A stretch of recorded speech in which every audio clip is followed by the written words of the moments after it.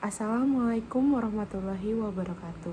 Sebelumnya izinkan saya untuk memperkenalkan diri. Perkenalkan, nama saya Wahidatul Mumtazah dengan NIM A1C021272. Kelas G, jurusan S1 Akuntansi, Fakultas Ekonomi dan Bisnis Universitas Mataram. Pada video kali ini saya akan memaparkan beberapa poin secara singkat. Adapun poinnya sebagai berikut. Pertama, sumber pokok ajaran Islam. Dalam ajaran Islam terdapat sumber hukum pokok yang menjadi pedoman atau rujukan bagi umat Islam. Sumber hukum Islam yang utama ada 3, yaitu Al-Quran, yang kedua sunnah atau hadis, yang terakhir ijtihad. Mari kita bahas satu persatu. Yang pertama ada Al-Quran. Kedudukan Al-Quran dalam Islam adalah sebagai sumber hukum umat Islam dari segala sumber hukum yang ada di muka bumi. Dalam firman Allah Subhanahu wa Ta'ala dalam Al-Quran surah An-Nisa ayat 59 yang artinya, "Hai orang-orang yang beriman, taatilah Allah dan taatilah Rasul-Nya dari ulil amri di antara kamu. Kemudian jika kamu berlainan pendapat tentang sesuatu, maka kembalikanlah ia kepada Allah, Al-Quran, dan Rasulullah sunnahnya. Jika kamu benar-benar beriman kepada Allah dari hari kemudian, yang demikian itu lebih utama bagimu dan lebih baik akibatnya." Al-Quran dan hadis merupakan 2 hal pokok dalam ajaran Islam. Keduanya merupakan hal sentral yang menjadi jantung umat Islam. Al-Quran adalah sumber hukum pertama umat Islam yang berisi tentang akidah, ibadah, peringatan, kisah-kisah yang dijadikan acuan dan pedoman hidup bagi umat Nabi Muhammad SAW. Selanjutnya ada sunnah atau hadis. Sunnah atau hadis merupakan sumber ajaran Islam kedua setelah Al-Quran. Sunnah juga menempati posisi yang sangat penting dan strategis dalam kajian-kajian keislaman. Keberadaan dan kedudukannya tidak diragukan lagi. Menurut para ahli hadis, sunnah sama dengan hadis, yaitu suatu yang dinisbahkan oleh Rasulullah SAW, baik perkataan, perbuatan, maupun sikap beliau tentang suatu peristiwa. Para ahli fikih, makna sunnah mengandung pengertian suatu perbuatan, yaitu jika dikerjakan mendapat pahala, tetapi jika ditinggalkan tidak mendapatkan dosa. Dalam pengertian ini, sunnah merupakan salah satu dari ahkam al-taklifi, yaitu 5 wajib, sunnah, haram, makruh, dan mubah.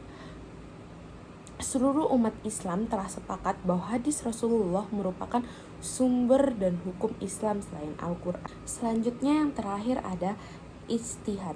Menurut bahasa, ijtihad artinya bersungguh-sungguh dalam mencurahkan pikiran. Sedangkan menurut istilah, ijtihad merupakan mencurahkan segenap tenaga dan pikiran secara sungguh-sungguh untuk menetapkan suatu hukum. Ijtihad dapat dilakukan ketika suatu masalah yang hukumnya tidak ada di dalam Al-Quran dan hadis, sehingga bisa menggunakan ijtihad dengan menggunakan akal pikiran, namun tetap mengacu berdasarkan Al-Quran dan hadis. Selanjutnya, yang poin kedua ada esensi ajaran Islam. Di sini ada akidah, syariah, dan akhlak.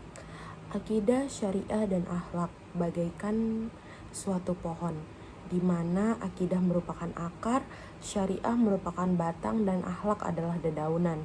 Syariah dan akhlak akan tumbang tanpa adanya akidah yang mengakarinya. Akidah mendasari syariah dan syariah tanpa akhlak akan menjadi kezaliman.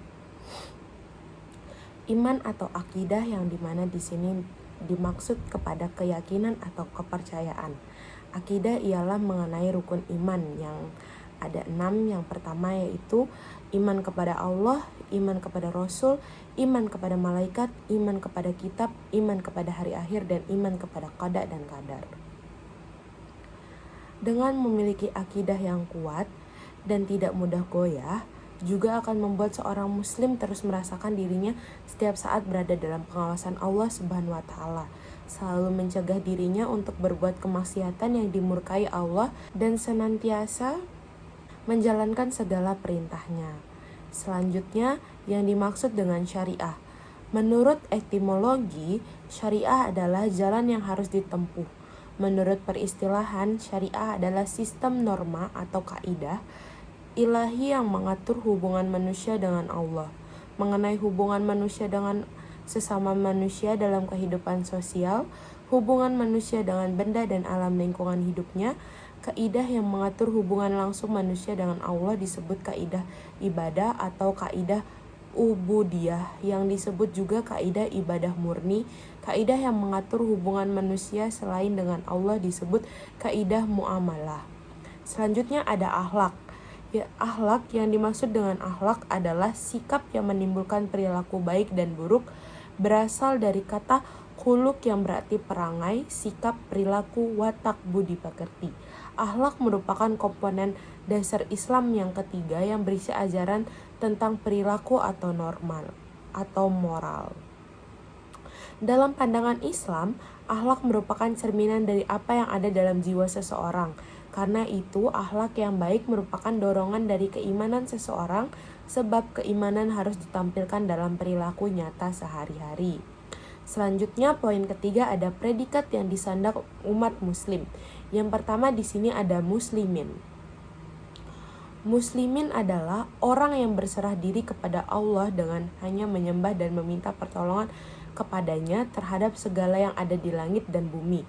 Kata muslim merujuk pada penganut agama Islam, kemudian pemeluk pria disebut dengan muslimin, dan pemeluk wanita disebut dengan sebutan muslimah. Selanjutnya ada mukminin. Mukminin atau orang-orang beriman adalah orang-orang yang membenarkan keberadaan Tuhan dan berserah diri di hadapannya, beriman kepada risalah seluruh nabi ilahi dan beramal atasnya. Selanjutnya ada muhsinin. Apabila ada seseorang yang berbuat kebajikan dengan menolong orang miskin, membantu orang yang sakit, menyumbangkan dana yang diperlukan masyarakat berupa masjid, rumah, sekolah, perbaikan jalan, dan sarana-sarana kemasyarakatan lainnya, maka orang tersebut disebut oleh masyarakat Arab disebut muhsinin. Mungkin sekian yang dapat saya sampaikan, kurang lebihnya mohon dimaafkan. Terima kasih sudah menonton video ini.